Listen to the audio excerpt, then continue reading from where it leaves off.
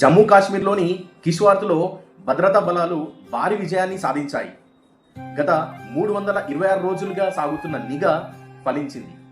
భారత సైన్యం జరిపిన మెరుపు దాడిలో 7 ముష్కరులు హతమయ్యారు. ఆపరేషన్ ట్రాషే పేరుతో భద్రతా దళాలు 326 రోజుల పాటు అత్యంత నిఘా పెట్టాయి.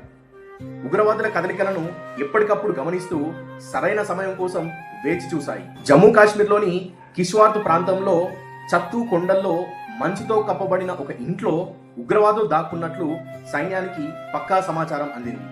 దీంతో భద్రతా బలగాలు ఆ ఇంటిని ముట్టడించాయి. ఇరు వర్గాల మధ్య జరిగిన భీకర కాల్పుల్లో మంటలు వ్యాపించగా ఆ ఇంట్లోని 7 ఉగ్రవాదులు సజీవ దహనమయ్యారు. ఆ ఉగ్రవాదుల మృతదేహాలు గుర్తుపట్టలేనంతగా కాలిపోయాయని భద్రతా బలగాలు వెల్లడించాయి. ఈ విజయంతో ఆ ప్రాంతంలో ఉగ్రవాద కార్యకలాపాలకు గట్టి దెబ్బ తగిలిందని రక్షణ రంగ నిపుణులు భావిస్తున్నారు. ప్రాణాలకు తెగించి పోరాడిన మన దేశ సైనికుల ధైర్య సాహసాలకు దేశవ్యాప్తంగా ప్రశంసలు వెల్లువెత్తుతున్నాయి.